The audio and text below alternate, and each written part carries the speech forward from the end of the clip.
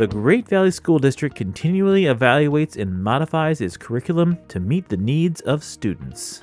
In the spring of 2021, the district began a review of its social studies curriculum. A goal of the revision is to create connections in student learning that span from kindergarten to high school.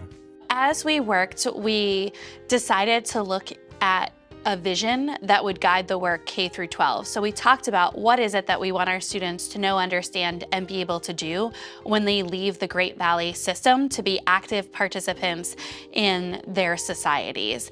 We have had teachers examine within and among grade bands to see what constructs are represented to ensure there's a balance of history, civics, economics, government throughout in a balanced approach.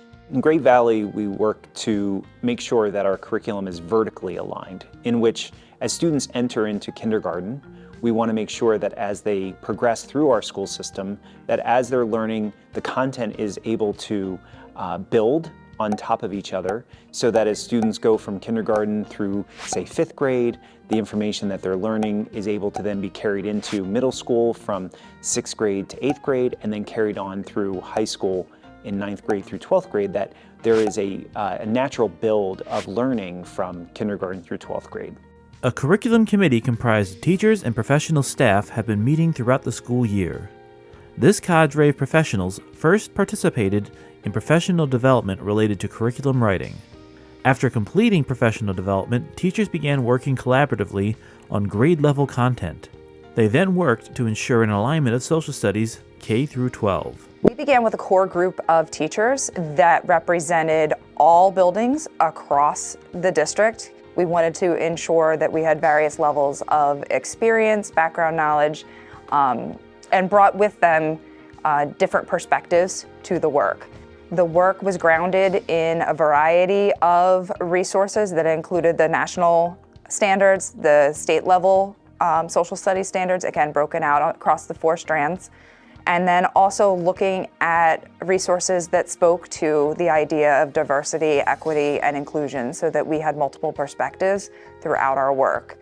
Once we completed that work with our initial core group of the curriculum committee, we then added additional representatives that would allow for collaboration at each grade level and across grade levels to ensure that there was continuity throughout the system.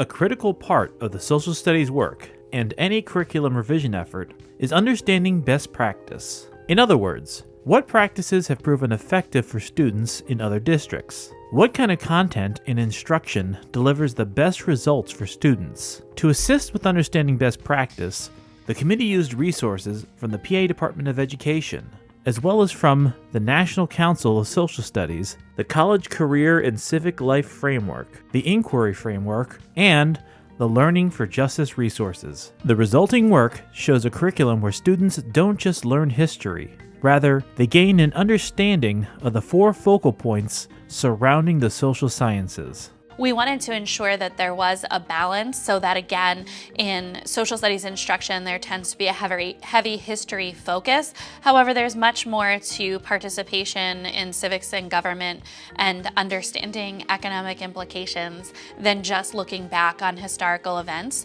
We wanted to ensure balance to talk about things like geography and resources that would really contribute to the development of civilizations and the interactions between various cultures and peoples of the world.